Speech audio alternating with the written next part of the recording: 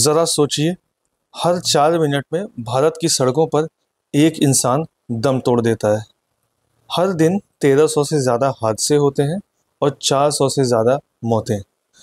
2023 की रिपोर्ट बताती है कि ये आंकड़े लगातार बढ़ रहे हैं। सबसे ज़्यादा डरावनी बात ये है कि मरने वालों में 2/3 18 से 45 साल के युवा हैं, यानी वही उम्र जो देश की ताकत होनी चाहिए।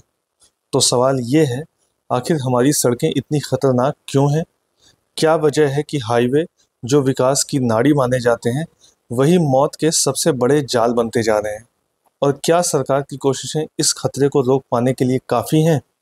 Ministry of road transport and highways ने एक रिपोर्ट जारी की है जिसका नाम है रोड एक्सीडेंट्स इन इंडिया 2023। ये एक एनुअल रिपोर्ट है और इसमें रोड सेफ्टी इन इंडिया की करंट स्टेटस के बारे में बताया गया है। इसके अनुसार साल 2023 में भारत में 4,80,583 सड़क हादसे हुए हैं। ये आंकड़ा 2022 की तुलना में 4.2% ज़्यादा है।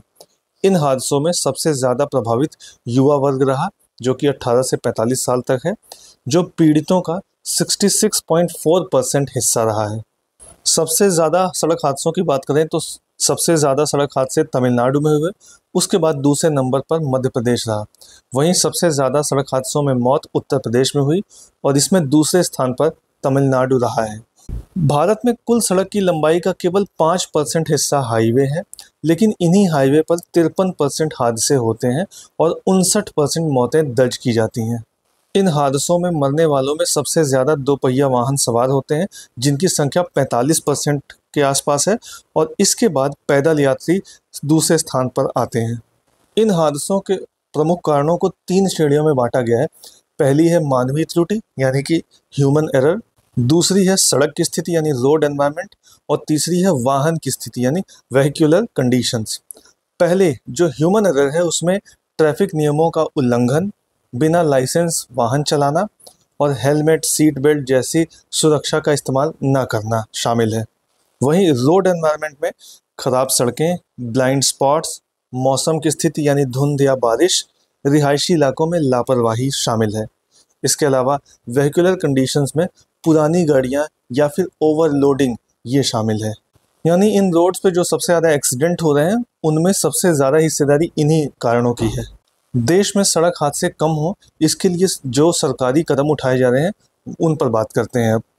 कुछ ऐसे कदम हैं जो शिक्षा के स्तर पर उठाए जा रहे हैं, जैसे राष्ट्रीय सड़क सुरक्षा माह या फिर राष्ट्रीय सड़क सुरक्षा सप्ताह मनाया जाता है। रोड सेफ्टी एडवोकेसी स्कीम के जरिए जागरूकता फैलाई जा रही है। इसके अलावा इंजीनियरिंग मेजर्स की बात करते हैं, इसमें हाईवे पर ब्लैक स्पॉट्स की पहचान और सुधार करना, उसके अलावा वाहन सुरक्षा मानकों में सुधार जैसे कि एयरबैग्स, चाइल्ड सेफ्टी प्रोविजंस को डालना। इन्फोर्समेंट मेजर्स की बात करें तो उसमें 2019 का मोटर वाहन संशोधन अधिनियम, जिसमें जुर्माने को काफ़ी ज़्यादा बढ़ा दिया गया था और ई निगरानी उसमें शामिल थी। इसके अलावा ट्रैफिक नियमों का कड़ा पालन करने पर जोर देना। इसके अलावा इमरजेंसी केयर की अगर बात करें तो सड़क एक्सीडेंट में पीड़ित लोगों की मदद करने वाले नागरिकों को सुरक्षा, इसके अलावा पीड़ितों को मुआवजा और एम्बुलेंस और ट्रॉमा सेंटर की सुविधा शामिल है। यानी जो सरकारी कदम उठाए जा रहे हैं वो अलग अलग तरह के उठाए जा रहे हैं, जैसे इसमें एजुकेशन मेजर्स हैं, इंजीनियरिंग मेजर्स हैं, इन्फोर्समेंट मेजर्स हैं और इमरजेंसी केयर, इन सभी पर काम किया जा रहा है। भारत आज दुनिया की सबसे तेजी से बढ़ती अर्थव्यवस्था है, लेकिन सड़क सुरक्षा अभी भी हमारी सबसे बड़ी चुनौतियों में से एक है। ये सिर्फ सरकार या पुलिस की जिम्मेदारी नहीं है, बल्कि हम सबकी भी है।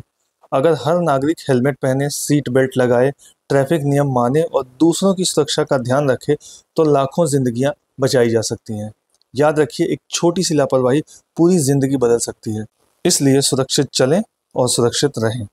वीडियो अगर आपको अच्छा लगा हो तो लाइक, शेयर और कमेंट करें। इसी तरह के और भी अपडेट्स जानने के लिए सब्सक्राइब करें एजलेसनेस।